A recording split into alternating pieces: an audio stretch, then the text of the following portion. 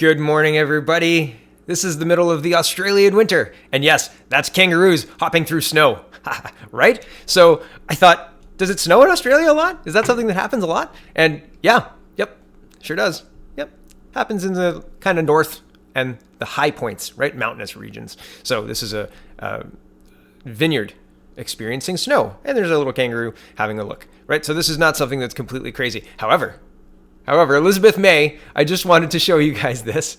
A couple of days ago, August 9th, Elizabeth May said, this is what we're up against if humanity doesn't transition off fossil fuels before the next election. The earth will heat to unsafe levels and there will be climate catastrophe. And then she backs off on August 11th at 2:45 p.m., that's yesterday, to say, quote, to clarify, I was obviously referring to the 2023 election. We have been given a deadline for action and we must get on track. Hashtag GPC. And I mean, that's hilarious, right? It is quite interesting to watch this climate alarmism in action. And when people say, really? Before October? Yeah, okay, so we're going to replace fossil fuels with what? And what difference will 1.6% of the CO2 of the world's emissions make? None, because China will replace us in something like 4 months. And I've heard as low as 21 days, but regardless, replace that 1.6%, right? Because they're still building coal plants. So I find all of this very interesting. And this is, this is Elizabeth May. This is the leader of the Green Party. I mean, this is climate alarmism. This is not true. This is not true. So it's interesting to watch. Very interesting.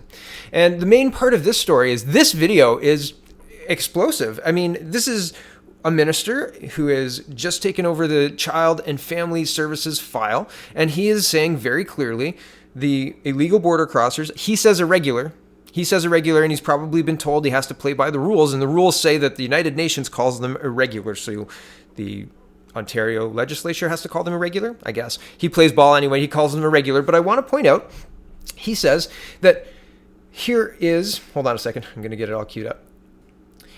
He says, hundreds of millions of dollars have been spent. $64 million is his estimate on education alone. Legal aid, 30 to 40% has been repaid to Ontario, but other provinces have had much higher percentages, 72, and he lists them off. He says the federal government has been dragging their heels on doing the screenings and doing the hearings for these people to 20 to 24 months. That's 2 years almost. Well, it's almost 2 years and then 2 years. He says this is a federal responsibility, and he's only been in the file for 5 weeks, but his first call was made to Bill Blair. And then he says that the border is a federal responsibility, and it's a mess. We need more. We need more at the border because it's lacking at the border. And so this is laying the blame at the federal government, saying the border is open, and this is not sustainable, and the costs are increasing. So I'm going to show you just a couple of specific clips, and I would recommend going and watching the whole video. This is a very interesting video. Hold on. Well, the costs are piling up. There's been a lack of action from the federal government on this file. We know it's costing because the delay in getting refugee claimants through the process is taking up to 2 years. And when it's taking up to 2 years to get through the court process, it's the provinces that are bearing most of the costs when it comes to social services, education, also legal aid.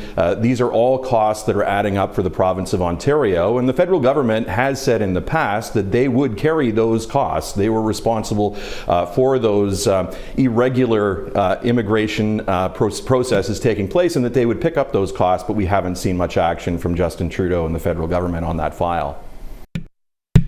So I'll pause it there, and I'm going to fast forward to the important part about his federal counterpart and who he's trying to solve problems with. That's Bill Blair. Hold on.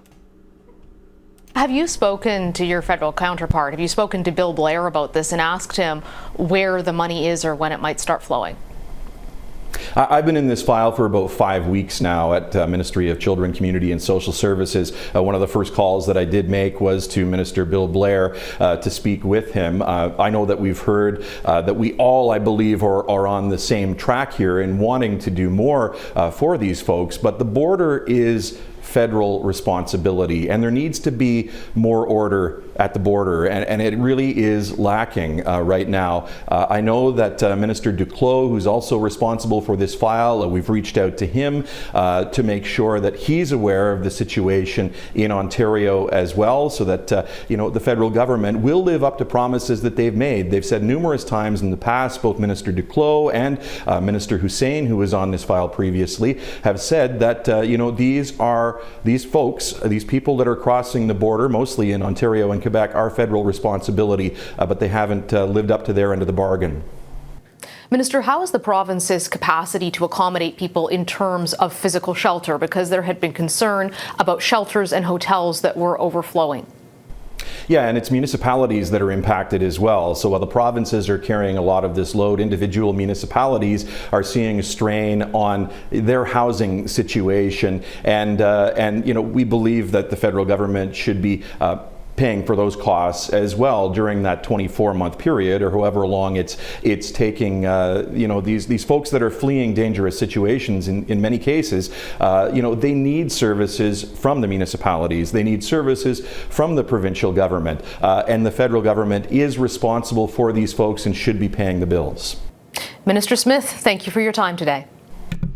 So it's interesting how this is being structured and being reported, and I like the questions being asked. I like the back and forth.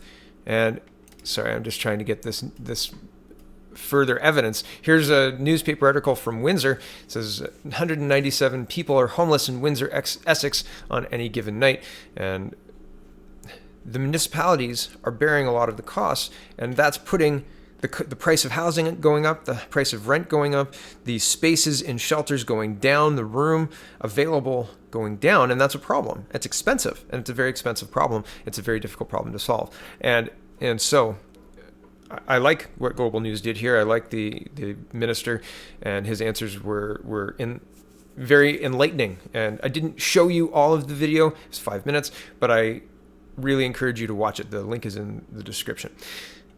I'm coming right up with another video, and that's the end of this one. So check out the peoplespartyofcanada.ca and have a wonderful, wonderful day.